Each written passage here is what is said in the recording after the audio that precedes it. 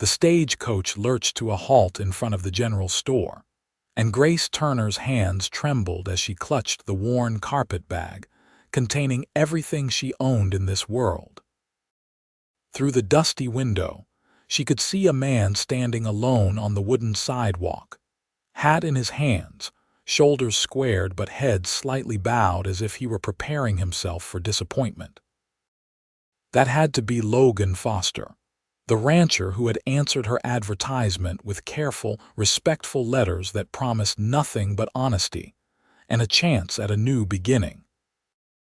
Grace touched the high collar of her dress, making sure it covered the angry red scar that snaked from her collarbone toward her jaw. Her left arm ached where another scar ran from elbow to wrist, a permanent reminder of the night she had finally escaped.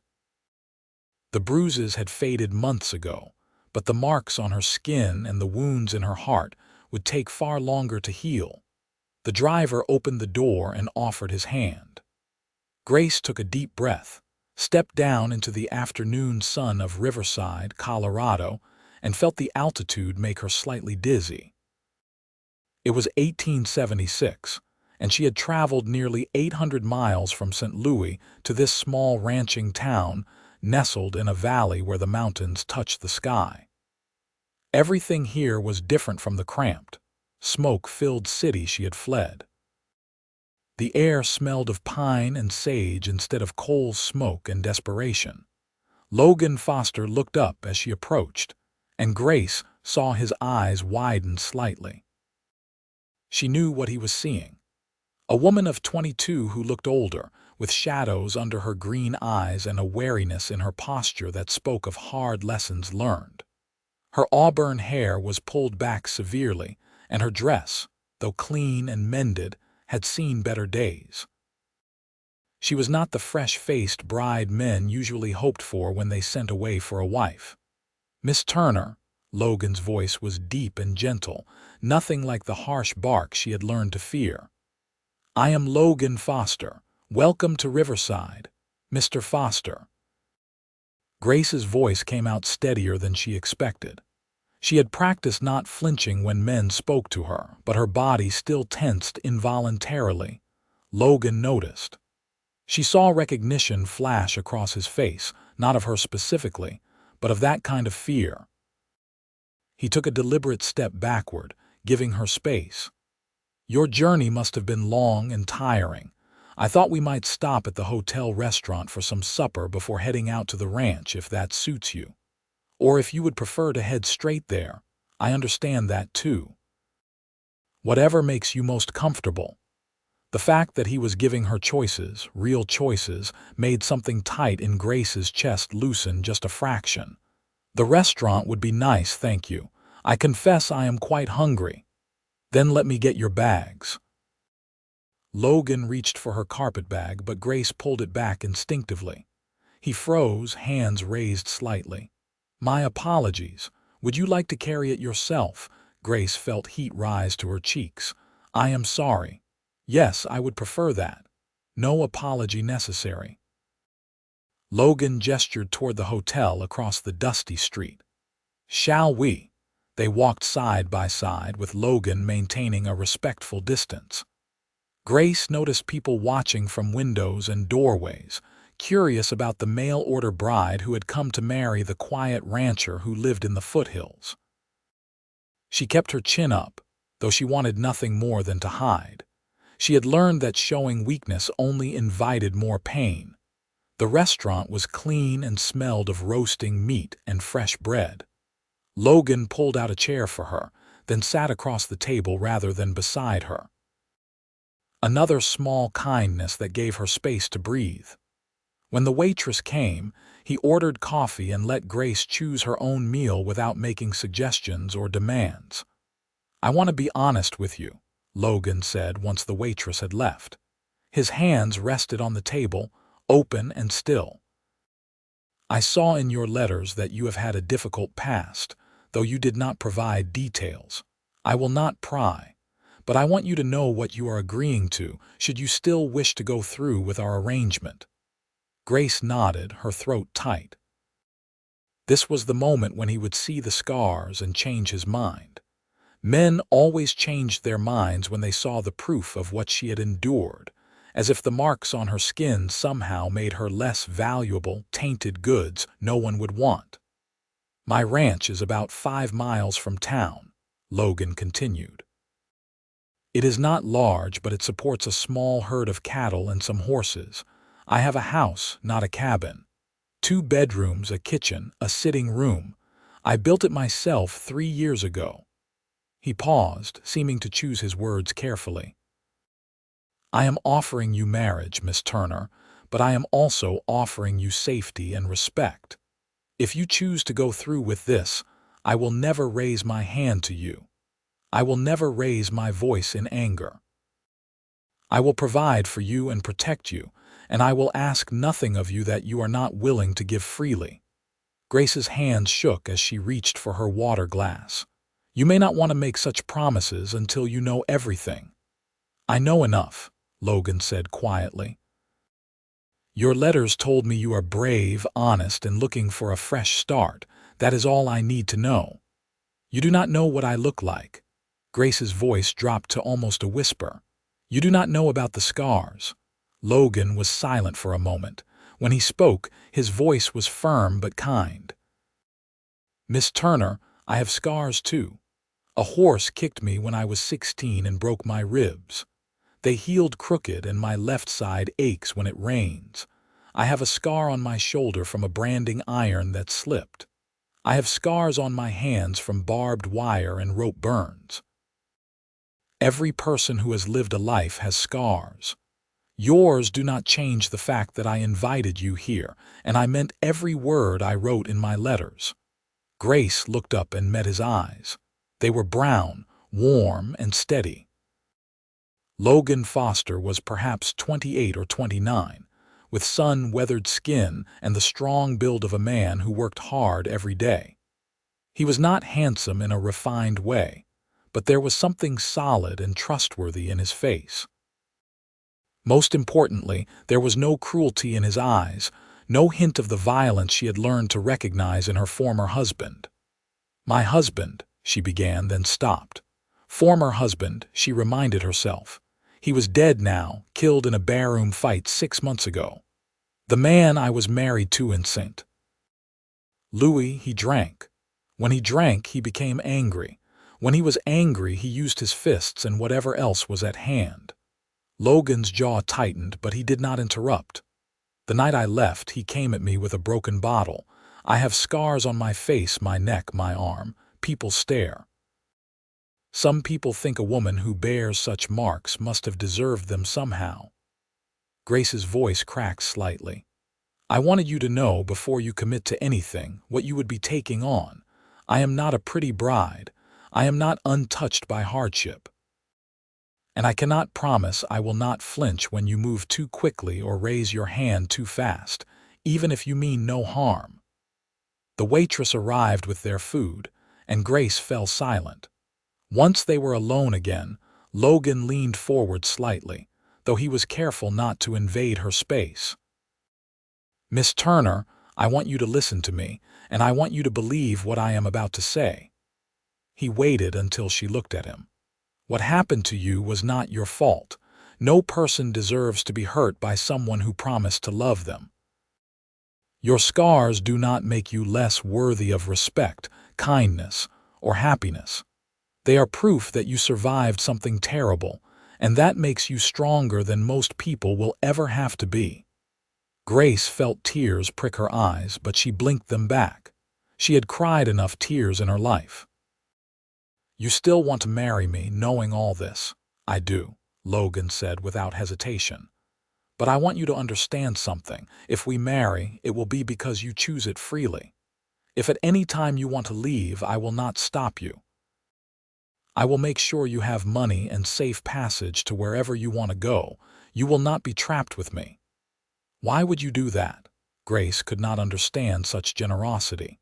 "If we marry, I would be your wife. You would have legal rights." "Legal rights do not make a marriage," Logan said. "Respect, trust, and affection do. I am hoping we can build those things together, but they take time.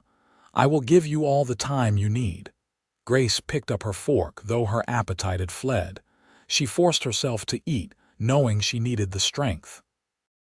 As they shared the meal in companionable silence, she studied the man across from her. Logan ate slowly, with good manners, and he did not drink anything stronger than coffee. He asked her questions about her journey and listened to her answers with genuine interest. He told her about his ranch, the horses he was training, the garden he had started but admitted he did not have much skill in maintaining. "I was hoping a wife might have a better hand with growing things than I do," he said with a slight smile. "But if you do not enjoy gardening, that is fine too.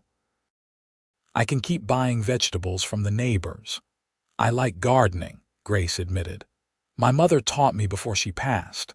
I used to grow herbs and vegetables in window boxes in St. Louis, though they never did very well with so little sun." "We have plenty of sun here," Logan assured her. "And good soil once you get past the rocks." By the time they finished eating, the sun was lowering toward the mountains. Logan paid for the meal and collected his hat. "There is a preacher in town, Reverend Matthews. He is a good man. If you are willing, we could speak with him now about performing a ceremony, or we could wait. You could stay at the hotel tonight and take more time to decide. I do not want you to feel rushed." Grace considered this. She could take more time, but time would not change her circumstances. She had nowhere else to go and no other prospects. More importantly, every instinct she had developed for reading men told her that Logan Foster was genuine.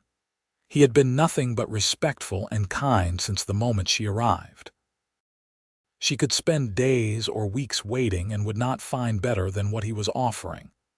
"I am willing to speak with the preacher now," she said. "If he can perform the ceremony tonight, I will marry you."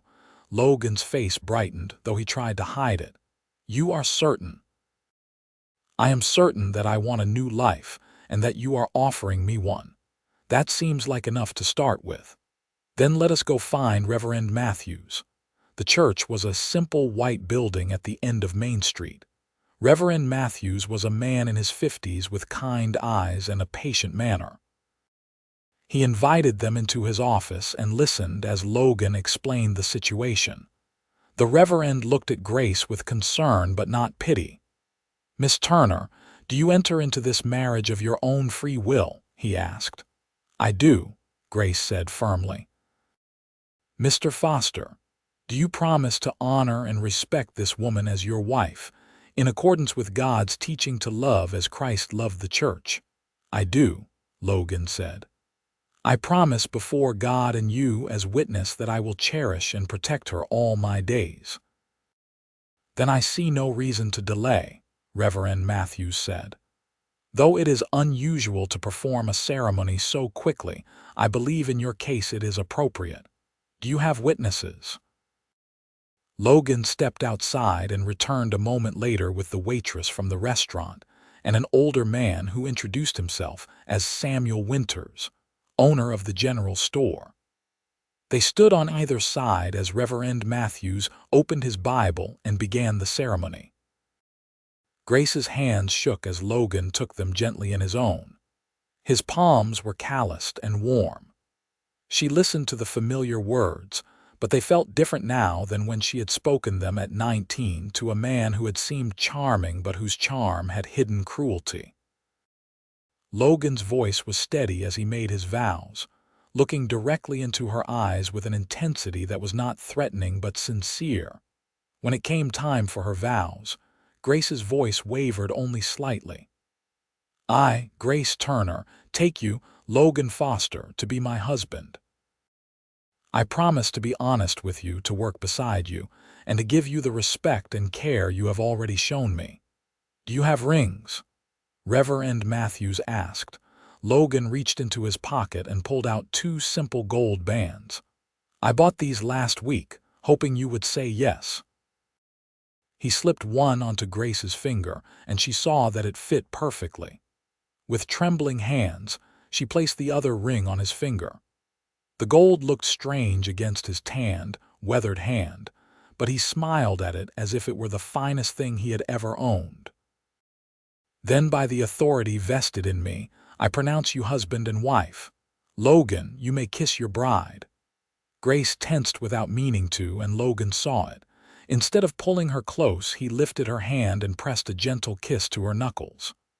"Hello, wife," he said softly, for her ears alone. "Hello, husband," Grace whispered back. They signed the marriage certificate, and the witnesses added their names. Samuel Winters clapped Logan on the back and wished them well. The waitress, whose name was Martha, gave Grace a warm smile and pressed a small cloth-wrapped bundle into her hands. "Some cookies for your journey to the ranch," she said. "Welcome to Riverside, Mrs. Foster." Mrs. Foster. Grace Turner was now Grace Foster, and the weight of that new name felt both strange and hopeful. Logan had a wagon waiting outside the church. He helped Grace up onto the seat, then climbed up beside her. The evening was cool, and he offered her a blanket without making her ask. As they rode out of town, Grace watched Riverside disappear behind them, replaced by rolling hills covered in sage and wildflowers. The mountains loomed purple and magnificent in the distance, their peaks still touched with snow even in June. "It is beautiful here," Grace said. "I have always thought so," Logan agreed. "I grew up in Kansas, flat prairie as far as you could see. First time I saw these mountains, I knew I wanted to stay. There is something about them that makes you feel small, but in a good way, like your problems cannot be as big as you think when faced with something so grand." They rode in comfortable silence for a while, the wagon creaking and the horses' hooves clopping steadily.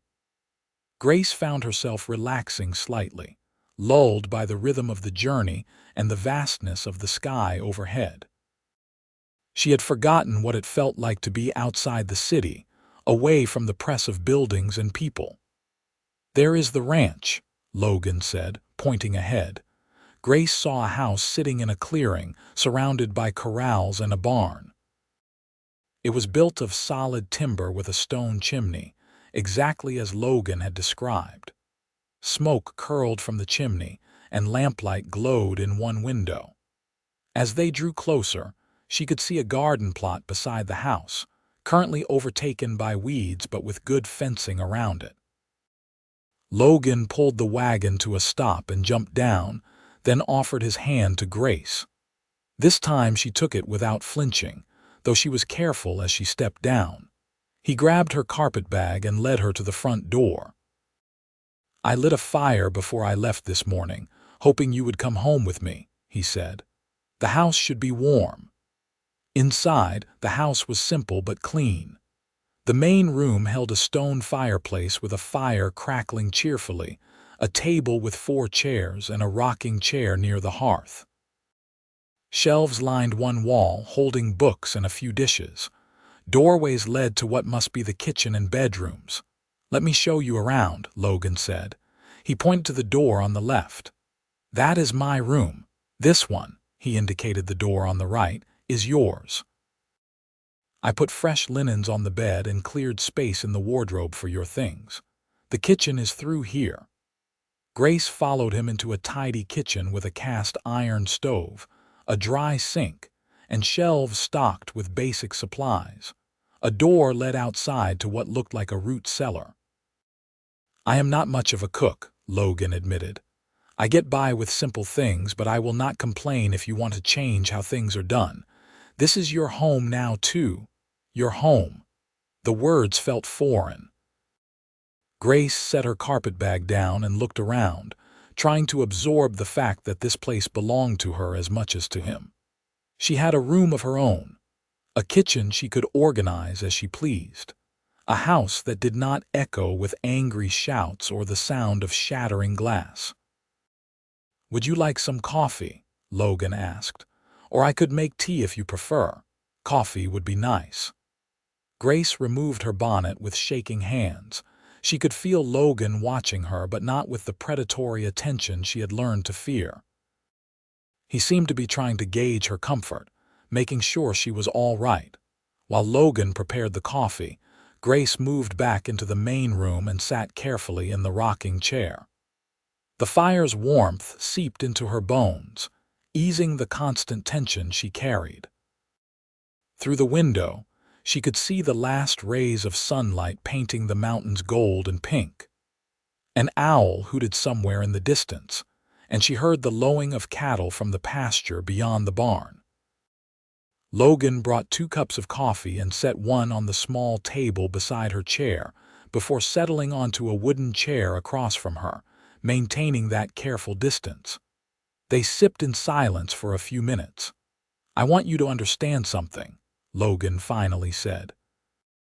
"Your room has a lock on the inside.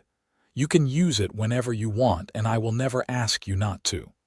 What happens between us as husband and wife, if anything ever does, will be your choice entirely. There is no rush, no expectation. I married you because I liked your letters, and because I think we could build a good life together. Everything else will come in its own time, if at all." Grace's hands tightened on her cup. She had been dreading this conversation, the moment when she would have to explain that she could not bear to be touched in certain ways, that the thought of sharing a bed made her feel sick with remembered pain and fear. But Logan was giving her permission to set the terms before she even had to ask. "Thank you," she managed. "I cannot explain how much that means to me." "You do not have to explain anything." Logan set his empty cup aside.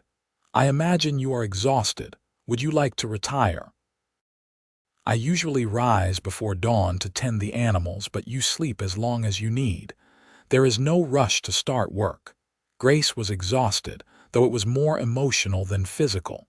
"I think I would like to lie down. Then I will say good night."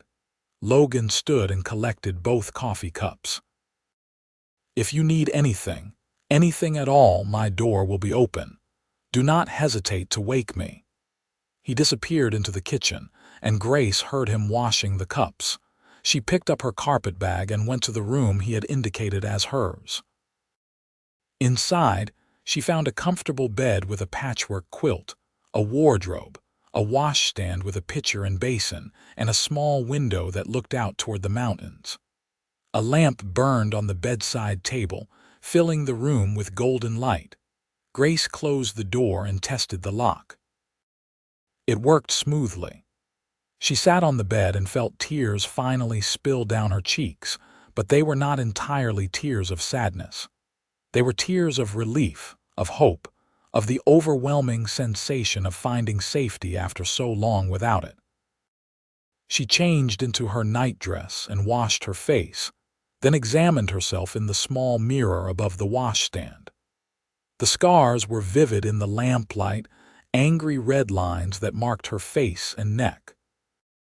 She touched them gently, remembering the pain of the night they were made, but also remembering the strength it had taken to fight back, to run, to survive.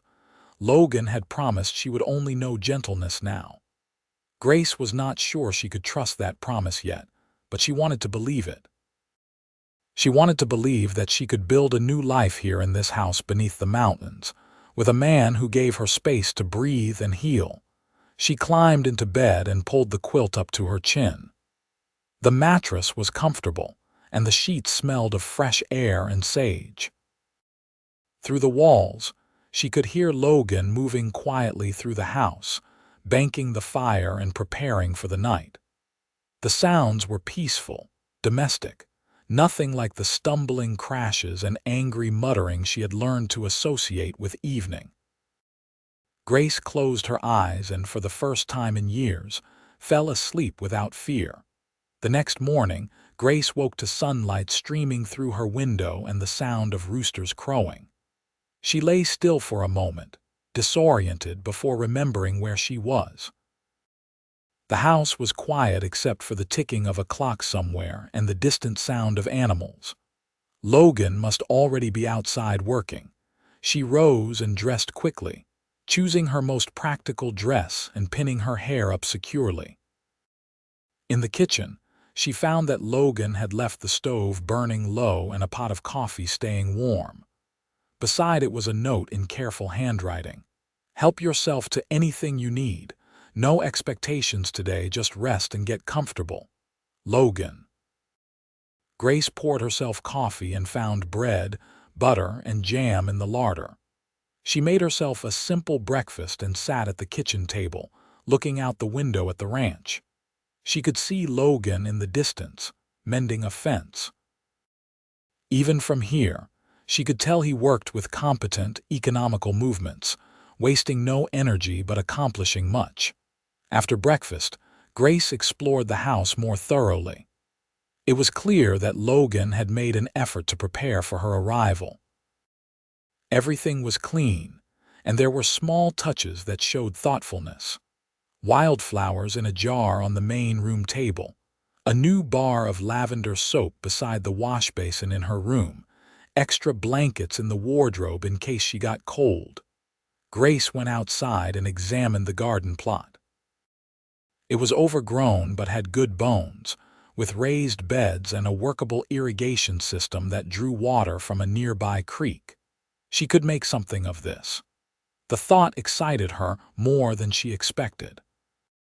She had always loved growing things, watching seeds transform into plants that could feed and heal. In St. Louis, she had been limited to tiny pots and shadowed windows, but here she could have a real garden. She spent the morning pulling weeds and assessing what needed to be done. The work was hard but satisfying, and she lost herself in the rhythm of it. By the time she looked up, the sun was high overhead and she was hot, dusty, and more tired than she had been in months. Good tired, though, the kind that came from honest work rather than sleepless nights. "You have been busy." Grace jumped at Logan's voice, her heart racing. He stood several feet away, hands raised apologetically. "I am sorry, I did not mean to startle you," he said quickly. "I called out from the barn, but you must not have heard me." Grace pressed a hand to her chest, willing her heartbeat to slow. "It is all right, I was distracted. The garden looks better already." Logan came a little closer but stopped when he was still a respectful distance away. "I made sandwiches for lunch. Will you join me?" They ate outside, sitting on a bench Logan had built near the front door. He had made simple sandwiches with cold beef and cheese, and he had brought out a jar of pickles and fresh water from the well. They ate and watched the horses grazing in the pasture. "Tell me about your horses," Grace said. "You mentioned in your letters that you train them." Logan's face lit up. "I buy wild horses and green-broke horses and train them to work cattle or pull wagons. Some I keep, some I sell. It is good work, working with horses. They are honest creatures. If you treat them well and are patient, they will do anything for you. But if you are cruel or harsh, they will never forget it." "Like people," Grace said quietly. "Yes, like people." Logan looked at her thoughtfully. "I imagine you are good with living things, given how you have attacked that garden. I enjoy it. There is something hopeful about planting seeds and watching them grow." They fell into easy conversation, and Grace found herself relaxing further. Logan told her about the ranch, the neighbors, and the small community of Riverside. He spoke about the cattle drive he was planning in the fall, how he was hoping to expand his herd, and his dream of eventually breeding horses rather than just training them. "What about you?" he asked. "What are your dreams, Grace?" No one had asked her that in so long that Grace had to think about her answer. "I want peace," she finally said. "I want to wake up without fear. I want to build something that is mine, something no one can take away. Beyond that, I have not let myself dream very much." "That is understandable," Logan said. "But maybe now you can start. You are safe here. This place is as much yours as mine. Whatever you want to do, whether it is growing the biggest garden in Colorado, or learning to ride horses, or taking up painting, or just sitting in the rocking chair and reading books, you have the freedom to choose." Grace felt emotion well up in her throat. Freedom to choose. Such simple words, but they meant everything. Over the following days, a routine developed. Logan rose before dawn to tend the animals and work on ranch projects. Grace woke shortly after and prepared breakfast for both of them. They ate together, talking about their plans for the day, then went their separate ways. Grace worked on the garden, cleaned the house, and began learning to cook more elaborate meals. Logan worked with the horses, mended fences, and checked on the cattle. In the evenings, they ate dinner together and then sat by the fire. Sometimes they talked. Sometimes Logan read aloud from one of his books, and sometimes they simply sat in comfortable silence. Grace began to learn his rhythms, the way he moved and spoke, and she found that her instinctive fear was slowly fading. Logan never made sudden movements around her. He never raised his voice. When he was frustrated with something, he went outside to work it off rather than taking it out on her or even on the animals. One evening, about 2 weeks after Grace had arrived, a summer storm rolled in from the mountains. Thunder rumbled and lightning flashed, illuminating the house in stark bursts of white light. Grace had always hated storms. They reminded her of her former husband's rages, unpredictable and violent. She was washing dishes when a particularly loud crack of thunder shook the house. Grace dropped the plate she was holding and it shattered on the floor. She froze, waiting for the anger, the shouted accusations, the punishment for being clumsy. "It is all right," Logan's voice came from behind her, calm and steady. "It is just a plate. We have others." Grace looked down at the shards scattered across the floor and felt tears start to fall. She was so tired of being broken, so tired of fearing reactions to simple accidents. "Grace." Logan's voice was closer now, but still gentle. "May I come closer to you?" She nodded, not trusting her voice. "I am going to get the broom," Logan said, narrating his movements. "I am going to sweep up this glass so you do not cut your feet. Can you step back for me?" Grace moved aside and Logan carefully swept up the broken plate. He dumped the shards into a bucket and set the broom aside. Then he turned to her, concern evident in his eyes. "Are you hurt?" Grace shook her head. "The storm frightens you." It was not a question, but Grace answered anyway. "My husband used to be worse during storms. Something about the noise made him angrier." Logan was quiet for a moment. "I am going to make a suggestion, and you can say no. But I wonder if it would help to sit by the fire together while the storm passes. Sometimes having company makes difficult things easier to bear." Grace considered this. Part of her wanted to retreat to her room and lock the door, hiding until the storm passed. But another part of her, the part that was slowly learning to trust, wanted to accept Logan's offer. "All right," she said. They moved into the main room and Logan added wood to the fire. The thunder continued to roll, but inside the house felt warm and safe. Logan settled into his usual chair and Grace sat in the rocking chair. He picked up the book he had been reading to her, a collection of stories about frontier adventures, and began to read aloud. His voice was deep and soothing, and Grace found herself focusing on his words rather than the storm outside. At some point, her eyes grew heavy. The combination of the warm fire, Logan's steady voice, and the exhaustion from her constant state of alertness caught up with her. She fell asleep in the rocking chair, and when the storm finally passed, Logan quietly draped a blanket over her shoulders and let her sleep.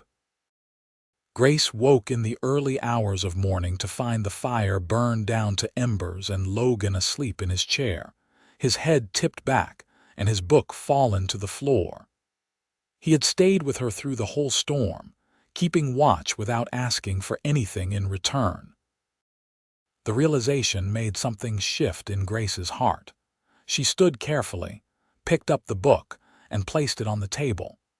Then she retrieved another blanket and draped it over Logan before retreating to her room. As she lay in bed, she thought about trust and how it was built not through grand gestures but through small, consistent acts of kindness. The next morning, Logan did not mention finding her asleep in the chair, or the fact that he had slept in his chair rather than disturbing her. They simply went about their day as usual, but something had changed between them, a deepening of the tentative connection they were building. As June turned into July, Grace found her strength returning. The constant tension she had carried began to ease. She slept better, and the nightmares that had plagued her became less frequent. Her garden flourished, producing lettuce, radishes, and the first tiny tomatoes. She learned to manage the chickens Logan kept and started baking bread that filled the house with the warm, yeasty scent of home. One afternoon, Logan approached her while she was working in the garden. "Grace, some of the neighbors are having a gathering on Saturday, a sort of midsummer celebration with food and music. Would you be comfortable going, or would you prefer to stay home?" Grace's first instinct was to refuse. The thought of meeting strangers, of seeing their eyes linger on her scars, of answering questions about where she came from, made her want to hide.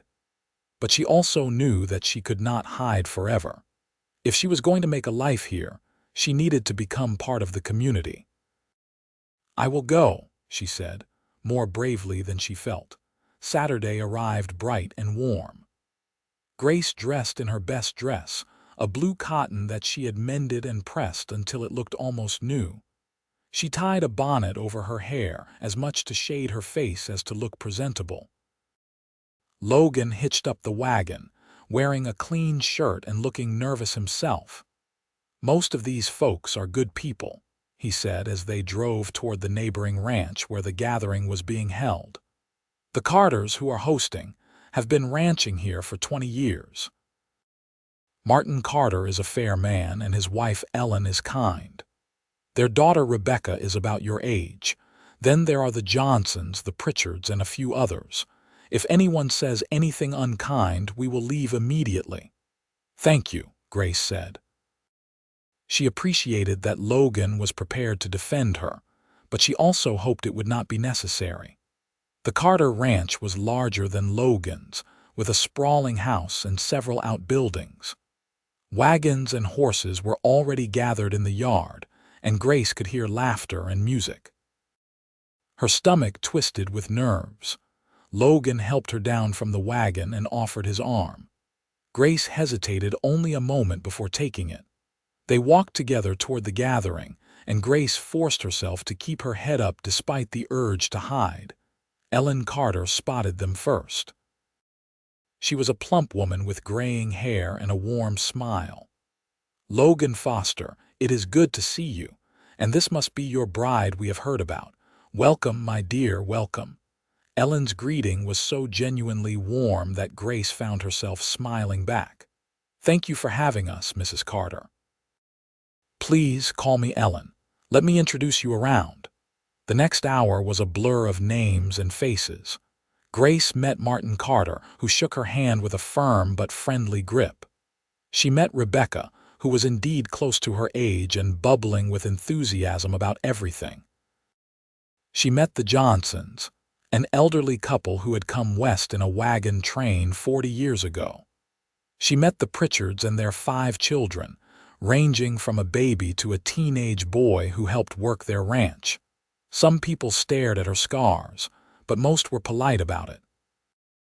A few asked gentle questions about where she was from, and Grace gave vague but honest answers. She was from St. Louis. She had answered Logan's advertisement, and she was happy to be starting a new life in Colorado. No one pressed for details she was not willing to share.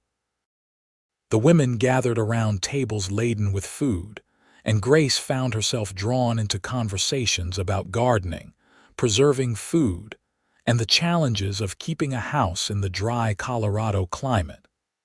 The men talked about cattle, horses, and water rights. Children ran wild, playing games and shrieking with laughter. At one point, Rebecca pulled Grace aside. "I am so glad Logan found someone," she said earnestly. "He has been alone out there for 3 years, ever since he built his ranch. My father always said it was not good for a man to be so isolated, and you seem very nice, even if you are quiet." "I am still adjusting," Grace admitted. "Everything here is so different from what I am used to." "I imagine it is, but you have made a good match. Logan Foster is one of the most decent men I know. He helped my father during a bad winter 2 years ago, brought us hay for our cattle when he could barely spare it himself. He never asked for anything in return." Grace filed this information away, another piece of evidence that Logan was genuinely as kind as he seemed. As the afternoon wore on, someone brought out a fiddle and a guitar, and music filled the air. Couples began to dance, and children spun in dizzy circles. Logan appeared at Grace's side and offered his hand. "Would you like to dance?"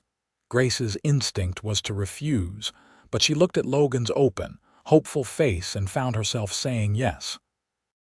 He led her to the area where others were dancing and placed one hand carefully at her waist, holding her other hand in his. They began to move to the music, and Grace realized that Logan was a surprisingly good dancer. "Where did you learn to dance?" she asked. "My mother taught me. She said every man should know how to dance respectably, or he would never find a good wife. She sounds like a wise woman." She was. A shadow passed over Logan's face. "She died when I was 20, fever. My father followed her a year later. I think he died of a broken heart as much as anything." "I am sorry.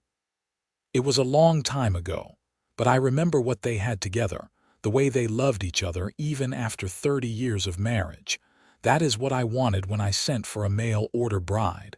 Not just someone to cook and clean, but a true partner, someone to build a life with." Grace met his eyes and saw the sincerity there. "I want that too," she admitted. "I am not sure I know how anymore, but I want to learn. Then we will learn together." They danced until the song ended, and then they danced another. By the time the sun began to set, Grace was tired but genuinely happy. The day had been overwhelming but good. She had met people who seemed willing to accept her, and she had seen another side of Logan, the way he fit into this community and was respected by his neighbors. On the drive home, Grace watched the stars begin to appear in the darkening sky. "Thank you for taking me," she said. "I almost told you I wanted to stay home. I am glad you came. But Grace, you never have to do anything that makes you uncomfortable. If you had wanted to stay home, that would have been fine. I know. That is why I felt safe enough to go."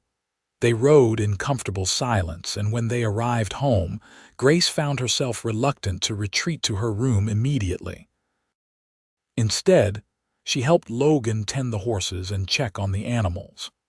They worked side by side, and Grace realized that this felt like partnership, like building something together. That night, as Grace lay in bed, she thought about the future for the first time with something other than dread. She thought about seasons changing, her garden growing, becoming more integrated into the community. She thought about Logan and the patient, respectful way he treated her. She thought about the possibility that maybe, someday, she could truly be happy again.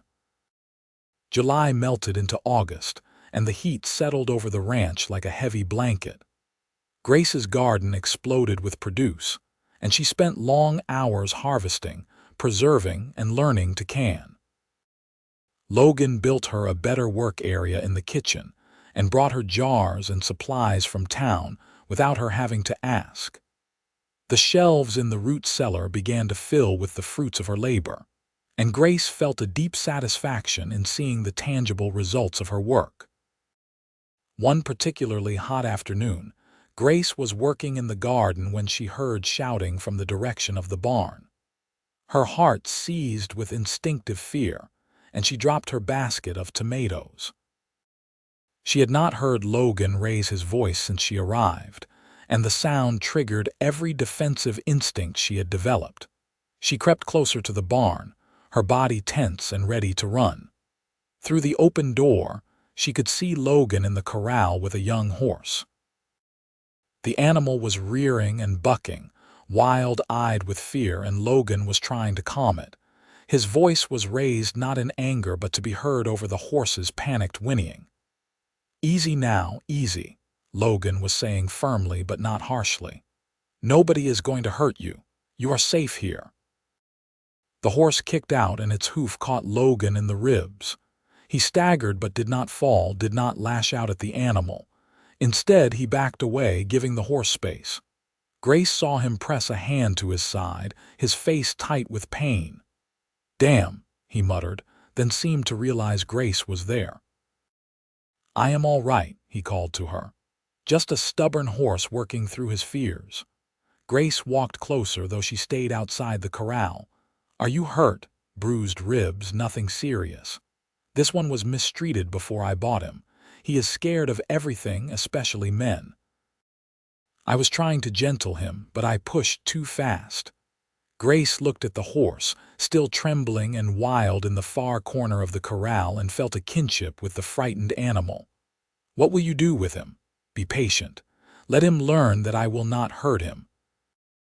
It will take time, maybe months, but he will come around eventually. They almost always do once they understand they are safe." Logan climbed out of the corral and walked carefully toward the house, his hand still pressed to his ribs. Grace followed. Inside, she made him sit at the table and lift his shirt so she could examine the injury. An angry red mark was already darkening to purple across his left side, just below his ribs. "You need to be more careful," Grace said, trying to keep her voice steady. Seeing Logan hurt triggered fears she had not realized were still so close to the surface. "It is part of working with horses. They do not mean harm, they are just frightened." Grace fetched a cloth and cool water and pressed it gently against the bruise. Logan winced but did not pull away. She found herself very aware of the warmth of his skin under her hands, the solid strength of him. It occurred to her that this was the most she had ever touched him, and it did not frighten her. Instead, she felt concerned for his well-being. "Thank you," Logan said quietly. "You are a good nurse." "You are a patient that makes healing difficult," Grace replied, but there was no heat in her words. Their eyes met, and something passed between them, a deepening of the connection that had been growing all summer. Grace felt her breath catch, and Logan reached up slowly, giving her plenty of time to pull away, and touched her hand where it rested on his side. "Grace," he said softly, "I want you to know that these months with you have been the best of my life. I know we married as strangers, and I know you are still healing from terrible things, but I am grateful every day that you chose to come here, to give this a chance." Grace felt tears prick her eyes. "I am grateful too. You have given me something I thought I would never have again. You have given me peace. You deserve so much more than peace. You deserve joy and laughter and all the good things life can offer." "I think," Grace said slowly, "I am beginning to believe that." Logan squeezed her hand gently, then released it. "I should rest these ribs." "Will you be all right finishing up for the day?" "Of course. You rest. I will bring you supper later." Grace left Logan to recuperate and return to her work, but her mind was whirling. She had grown to care for Logan over the summer, had come to trust him in ways she had not thought possible. Was it possible she was beginning to feel something deeper? The thought both excited and terrified her. That evening, she brought Logan a tray with supper and found him in the rocking chair, reading. He smiled when he saw her, and Grace felt warmth spread through her chest. She sat with him while he ate, and they talked about small things, easy things. But underneath the ordinary conversation, something had shifted between them. Later in her room, Grace examined herself in the mirror again. The scars were still there, and they always would be. but somehow they seemed less prominent now, less like the defining feature of who she was. She was not just a woman marked by violence. She was also a woman who had survived, who had found the courage to start over, who was building a new life with her own hands. The next morning, Grace woke to find Logan already outside working despite his bruised ribs. She made breakfast and brought it out to him, insisting he sit down to eat. As they shared the meal on the bench by the front door, Grace made a decision. "Logan, I want to learn to ride a horse." He looked surprised. "Really?" "Yes. If I am going to be a rancher's wife, I should know how to ride. And I think it would be good for me to learn something new, to do something that challenges me in a different way." Logan's face lit up. "I would be happy to teach you. We will start slow, with the gentlest horse I have." And so began Grace's riding lessons. Logan chose an older mare named Daisy who was patient and calm.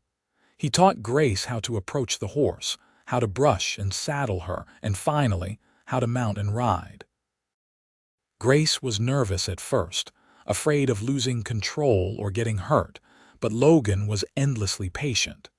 He walked beside her, offering quiet encouragement and guidance. By the end of August, Grace could ride well enough to accompany Logan on short trips around the ranch. She loved the freedom of it, the feeling of moving across the land with the wind in her face. It was nothing like the constrained, fearful existence she had lived in St. Louis. One evening, they rode out to check on the cattle in the far pasture. The sun was setting, painting the sky in shades of orange and pink that reflected off the mountains. Grace pulled Daisy to a stop and just sat, taking in the beauty. "This place is healing me," she said softly. "You are healing me." Logan stopped his horse beside hers. "You are healing yourself, Grace. I am just grateful I can provide a safe place for you to do it." Grace turned to look at him, this man who had shown her what real kindness looked like. "Logan, I want you to know that I care about you. Truly care about you, not just as my husband in name, but as a man I admire and respect." Logan's expression softened. "I care about you too, Grace. More than I thought possible when I first sent that advertisement. You are stronger and braver and more beautiful than you give yourself credit for." "Beautiful?" Grace touched her scarred face self-consciously. "Yes, beautiful. Those scars do not take away from your beauty. They are part of your story, proof of what you survived. But even beyond that, I see beauty in your determination, in your gentle way with living things, in your slow smile when you think no one is watching. You are beautiful in all the ways that matter." Grace felt tears slip down her cheeks, but they were good tears. "Thank you for seeing me that way. Thank you for letting me." They rode home in the twilight, and for the first time since Grace had arrived, she felt a stirring of something beyond gratitude and trust. She was beginning to feel affection, attraction, maybe even the first whispers of love. The realization did not frighten her as much as she thought it would. September arrived with cooler temperatures and the first hints of autumn color in the aspens. Logan prepared for the cattle drive he had been planning, arranging to join several neighbors in driving their combined herds to market in Denver. He would be gone for at least 2 weeks, possibly longer. "Will you be all right here alone?" he asked Grace.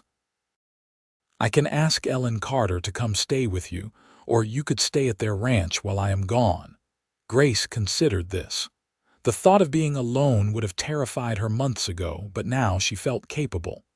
"I will be fine.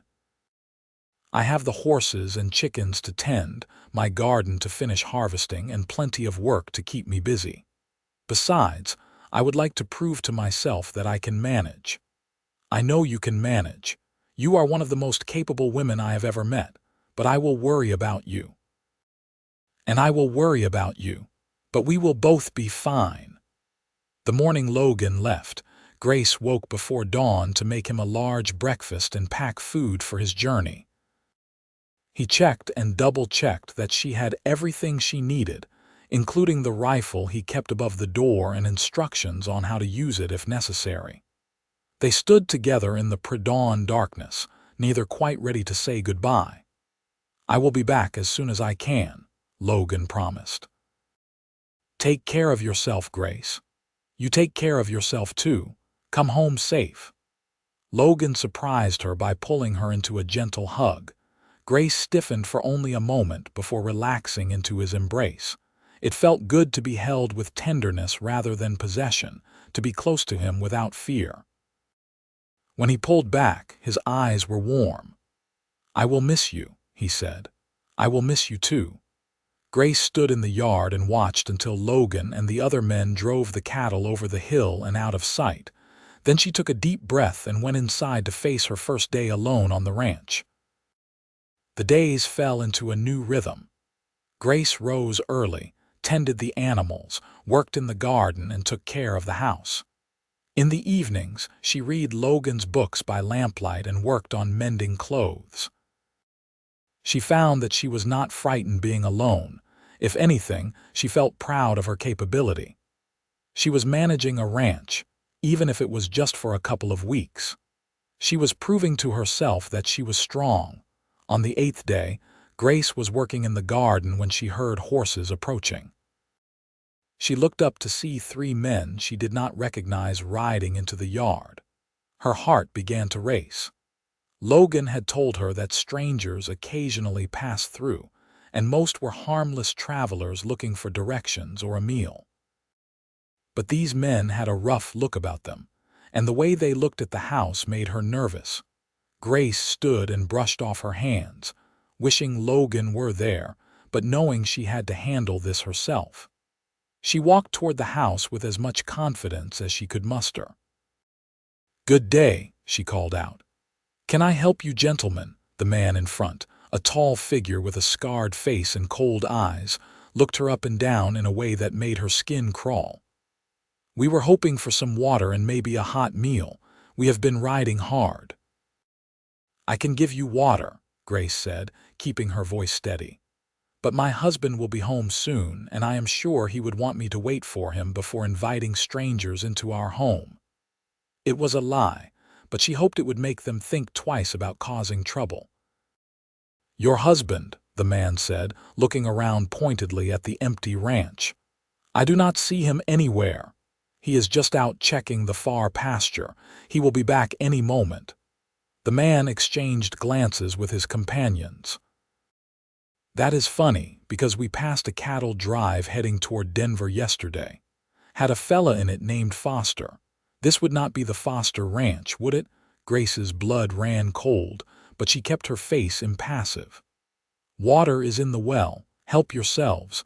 Then I will have to ask you to move along." The man dismounted, and so did the others. "Now, that is not very neighborly. Here we are, tired and hungry, and you are sending us away. Maybe we will just take what we need." He took a step toward the house, and Grace's mind raced. She was alone, no neighbors close enough to hear if she screamed. These men clearly had bad intentions, but she had not survived one violent man just to be victimized by others. She had learned to be strong. "I would not do that if I were you," Grace said, backing toward the door. "I am a very good shot, and my husband keeps his rifle loaded." "You do not scare me, little lady," the man said, advancing. Grace reached the door, slipped inside, and grabbed the rifle from above the frame. She had never actually fired it, but Logan had showed her how. Her hands shook as she pointed it at the men through the open doorway. "Get off my property," she said, putting every ounce of authority she could into her voice. "I will not ask again." The men hesitated. The leader looked at her, seemed to assess whether she would really shoot, then apparently decided she would.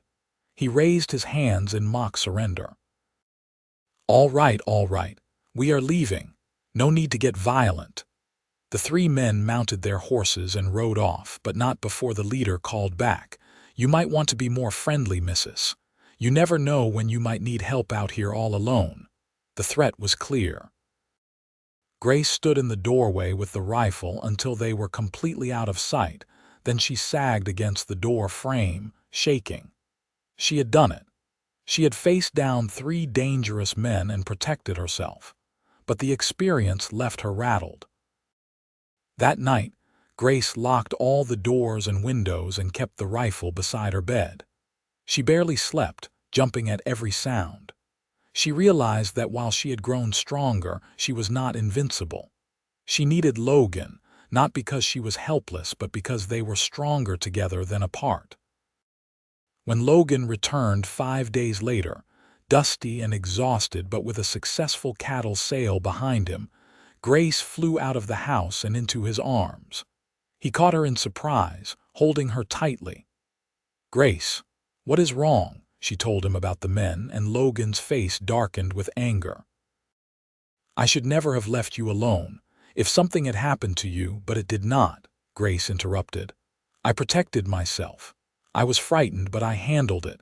I am telling you because I do not want secrets between us, but also because I realized something while you were gone." "What is that?" "I realized that I do not just care about you, Logan. I love you. I love the way you treat me with respect, the way you are patient with your horses, the way you see the best in people.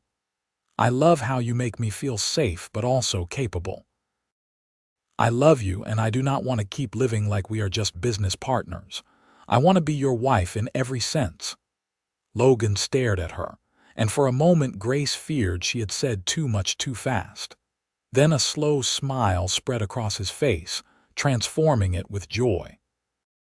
"Grace Foster, I have been in love with you since the day you arrived with those brave, scared eyes and decided to take a chance on me anyway. I have been waiting for you to be ready, and I would have waited forever if that was what you needed. But if you are saying you are ready now, then I am the happiest man in Colorado." He cupped her face gently in his calloused hands and looked at her with such tenderness that Grace felt her remaining fears melt away. "May I kiss you?" "Yes," Grace whispered. "Please." Logan kissed her softly, carefully, giving her every opportunity to pull away. But Grace did not want to pull away. She leaned into the kiss, into him, and felt a warmth spread through her that had nothing to do with the September sun. When they finally broke apart, both were smiling. "Welcome home," Grace said. "It is good to be home," Logan replied. "Especially when you are here waiting." That night, for the first time, Grace did not retreat to her own room. Instead, she and Logan talked long into the night about their feelings, their hopes, and their future. They moved slowly, respectful of Grace's need to maintain control. But when she finally fell asleep in Logan's arms, she felt safer than she ever had in her life. The weeks that followed were a golden time. Grace and Logan grew closer, learning each other in the way that new lovers do, but with an extra layer of tenderness born from Grace's trauma and Logan's patience. They worked side by side on the ranch, preparing for winter, and in the evenings, they sat together by the fire, no longer maintaining a careful distance but holding hands or sitting close, enjoying the simple pleasure of each other's company. In October, Ellen Carter organized a harvest celebration, and Grace and Logan attended together. This time, when the dancing started, Grace did not hesitate to take Logan's hand. They danced until they were breathless and laughing, and Grace realized that she was truly happy. She had not just survived, she was thriving. One evening, as the first snow began to fall, Grace and Logan sat together watching the flakes drift past the window. Grace's head rested on Logan's shoulder and his arm was around her waist. "You ever regret answering my advertisement?" Grace asked. "Never. Not for a single moment. Even when I was so scared I could barely look at you. Even when I locked my door every night, especially then," Logan said. "Because I knew what courage it took for you to come here, to trust a stranger even a little bit. I admired you from the very first day." Grace tilted her head up to look at him. "I was thinking about the future." "Oh, what about it?" I was thinking that maybe someday, if we are blessed, we might have children. I never let myself imagine that before. I could not imagine bringing children into the life I had. But now, with you, I can picture it. A little boy with your stubbornness and work ethic, or a little girl with my love of growing things. Logan's eyes grew bright with emotion. I would love that. A family with you would be everything I ever wanted. Then let us work toward that. Let us build the life we both dreamed of but never thought we could have.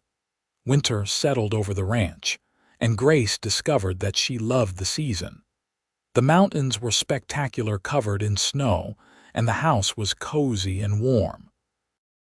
She and Logan spent long evenings together, planning for the spring, reading, and simply enjoying each other's presence. On the coldest nights, they bundled together under quilts and talked about everything and nothing. Grace found that her nightmares became less frequent and less intense. When they did come, Logan was there to hold her until she calmed, whispering reassurances that she was safe. And slowly, the memories lost some of their power over her. By the time spring arrived, bringing the first green shoots poking through the melting snow, Grace had transformed. She smiled more, laughed often, and moved through the world with a confidence she had never possessed before. The scars on her face and arm were still there, but she no longer tried to hide them. They were part of her story, but they did not define her entire being. One April morning, Grace woke feeling ill. She barely made it outside before she was sick, and Logan found her pale and shaking by the garden. "What is wrong? Should I ride for the doctor?" "No," Grace said, a slow smile spreading across her face despite her discomfort.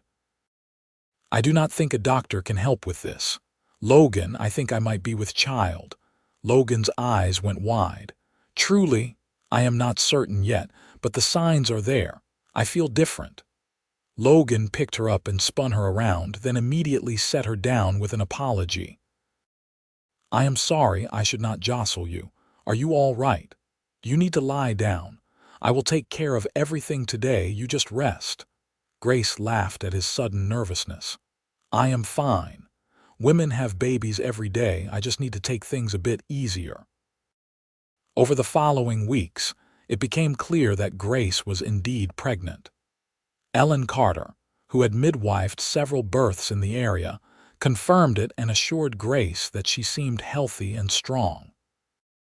The community rallied around them, with the neighbor women offering advice, hand-me-down baby clothes, and promises of help when the time came. Grace had never imagined she could be this happy. She was going to have a baby with a man she loved, a man who would be a good father, patient and kind. The life she was building was so far removed from the nightmare she had escaped that sometimes she could barely believe it was real. In December, when the snow lay thick on the ground and the world was quiet and white, Grace went into labor. Ellen Carter came to stay at the ranch, as did Rebecca, ready to help. Logan paced the main room anxiously, occasionally being called in to offer comfort, but mostly feeling helpless in the face of Grace's pain.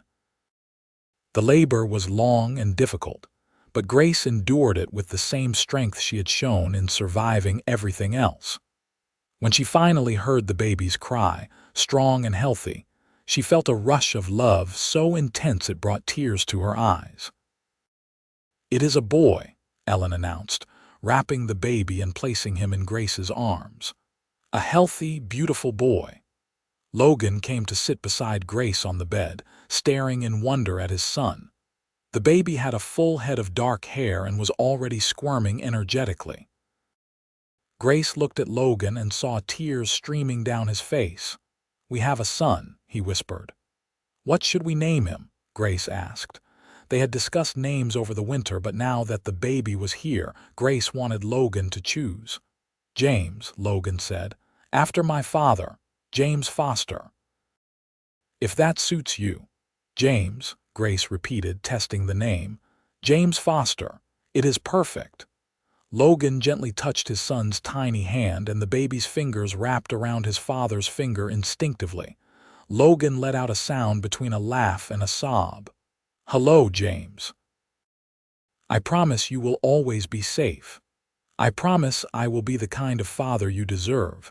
I will teach you to be strong but gentle, honest and kind." Grace watched her husband make promises to their son and felt her heart swell. This man had given her everything: safety, respect, love, and now a family. She had arrived on his doorstep broken and scared, and he had been patient while she healed. He had kept his promise that she would only know gentleness.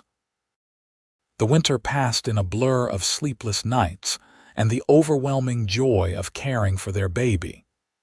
James was a good-natured child, curious and alert. Logan was a devoted father, waking for nighttime feedings, changing diapers without complaint, and spending hours simply holding his son and marveling at the miracle of him. As spring returned, and James grew from a tiny infant into a chubby, smiling baby, Grace's garden began to bloom again. She worked outside with James in a basket beside her, singing to him while she planted and weeded. Logan would come in from working with the horses to find them there, and he would sit in the grass beside them, the three of them a perfect unit. One evening, as they sat together watching the sunset with James babbling happily on a blanket between them, Logan turned to Grace. "You remember the day you arrived? How frightened you were." "I remember," Grace said. "I remember thinking I was making a terrible mistake, that I was trading one prison for another. And now I know that day was the beginning of my real life. You gave me the space to heal, Logan. You never demanded anything I could not give. You let me find my strength again. You were always strong, Grace. You just needed a safe place to remember it." Grace reached over and took his hand. "We have built something beautiful here. A home, a family, a life filled with love. I never thought I would have any of this." "Neither did I," Logan admitted.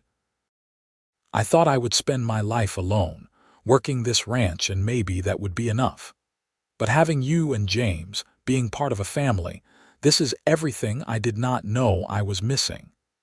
James chose that moment to roll over for the first time, and both parents exclaimed in delight. Logan scooped up his son and tossed him gently in the air, eliciting squeals of baby laughter.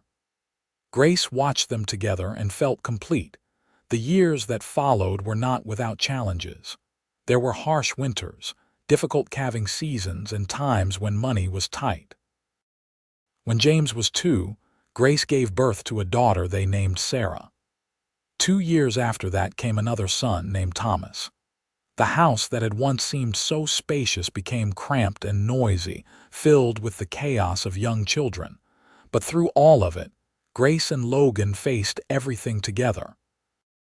They supported each other, laughed together, and on the hard days, they reminded each other of how far they had come. Grace's scars faded to pale lines, barely noticeable, and she rarely thought about them anymore. They were simply part of who she was, part of her history, but not her defining feature. On their 10th wedding anniversary, Logan surprised Grace by taking her on a picnic to the ridge overlooking their ranch. The children stayed with the Carters, giving them a rare afternoon alone. They sat on a blanket and looked down at the home they had built together. "You see that?" Logan pointed to the expanded house, now with additional rooms to accommodate their growing family. "You did that. You turned a lonely bachelor's cabin into a real home."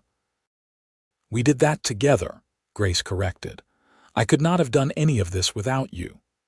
"I want to renew our vows," Logan said suddenly. "I want to stand before God and our community and promise you again that I will love and cherish you all my days. But this time, I want you to know, truly know, that you are loved not out of obligation or duty, but because you are the most remarkable woman I have ever known." Grace felt tears slip down her cheeks. "Logan Foster, I loved you within months of meeting you, and I love you more every single day. You showed me what real love looks like. You gave me the space to heal and the time to grow. You have been my partner, my best friend, and the love of my life. I would be honored to renew our vows with you." A month later, Reverend Matthews presided over a ceremony in the same small church where they had been married 10 years earlier. But this time, the church was filled with friends and neighbors who had become like family. James, Sarah, and Thomas sat in the front row, dressed in their Sunday best and trying to sit still. Grace wore a new dress, blue like the Colorado sky, and Logan wore his finest suit. When they spoke their vows this time, there was no hesitation, no fear. They promised to love each other through all of life's challenges, to be partners in all things, and to build a future together. When Logan kissed his wife, their children cheered, and the community erupted in applause. At the celebration afterward, Grace stood with Ellen Carter and Rebecca, who had married a few years earlier and had children of her own. "You have come so far," Ellen said, squeezing Grace's hand. "I remember when Logan first brought you to that summer gathering. You were so quiet, so withdrawn. Look at you now." Grace looked across the room to where Logan was holding Thomas while talking with Martin Carter. James was tugging on his father's pant leg, demanding attention, and Logan scooped him up too, somehow managing to hold both boys while continuing his conversation. Sarah was with a group of other little girls, all of them giggling about something. "I am blessed," Grace said simply. "I found a good man who gave me the greatest gift anyone can give, the freedom to be myself and the safety to heal. Everything else grew from that. And he found a woman strong enough to take a chance on hope when she had every reason to give up on it," Rebecca added. "You are both lucky to have found each other."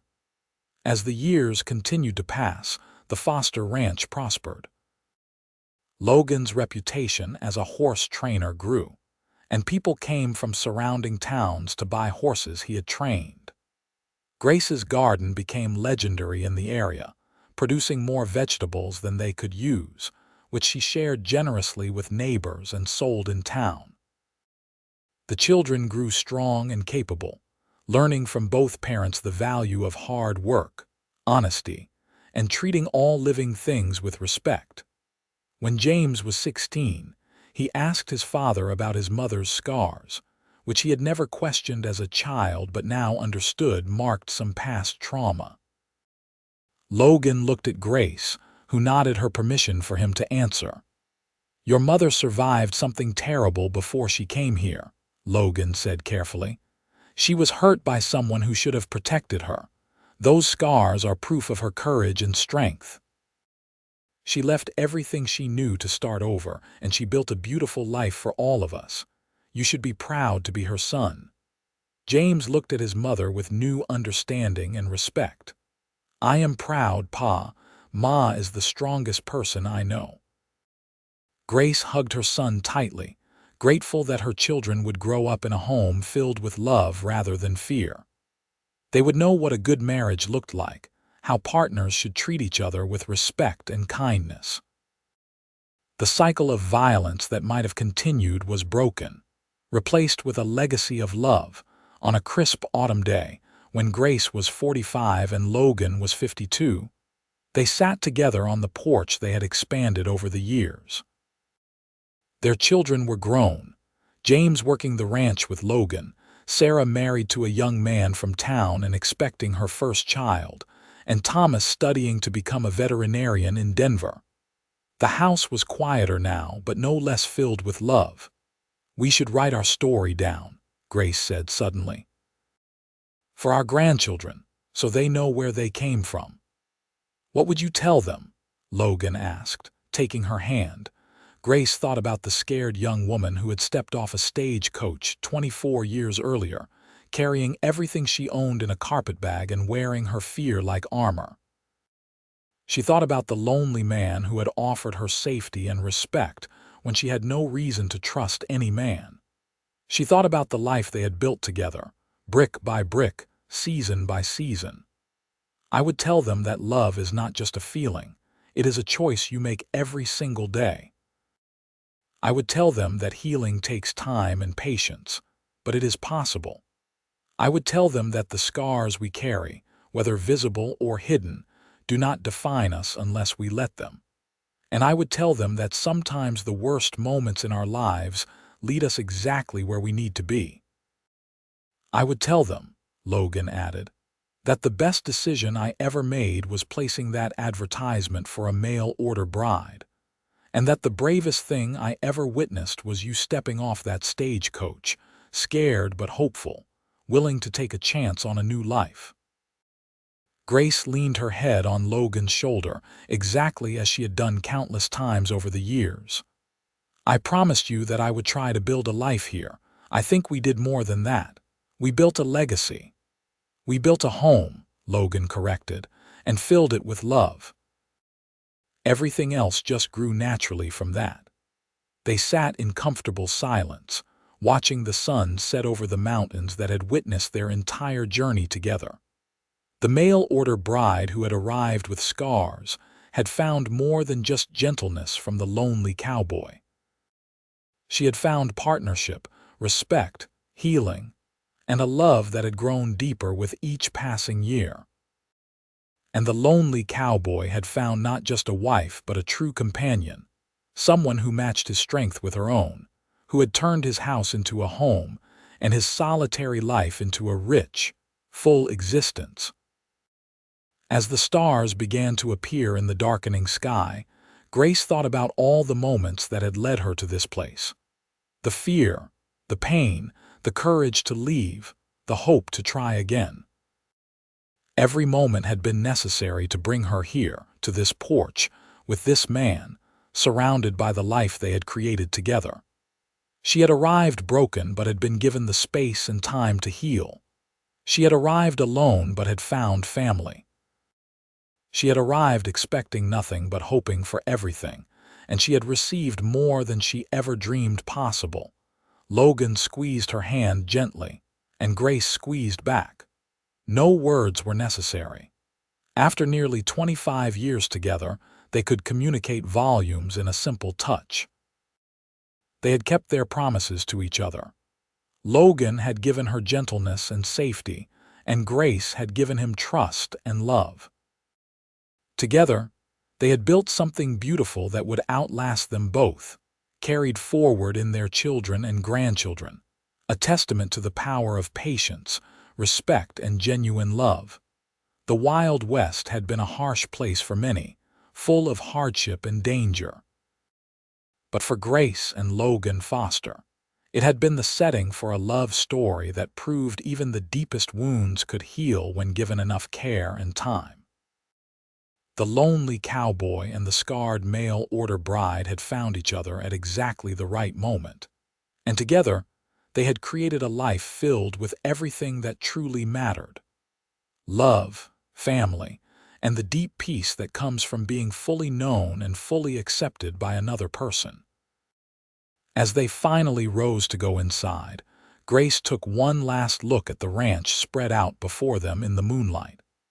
Every building, every fence, every planted tree represented hours of work and years of dedication. But more than that, they represented hope realized, dreams fulfilled, and two broken people who had found wholeness in each other. She turned to Logan, who was holding the door open for her, and smiled. "Thank you," she said softly. "For what? For keeping your promise. For giving me gentleness when I had known nothing but cruelty. For being patient when I needed time. For loving me not despite my scars but accepting them as part of who I am." Logan pulled her close and kissed her forehead.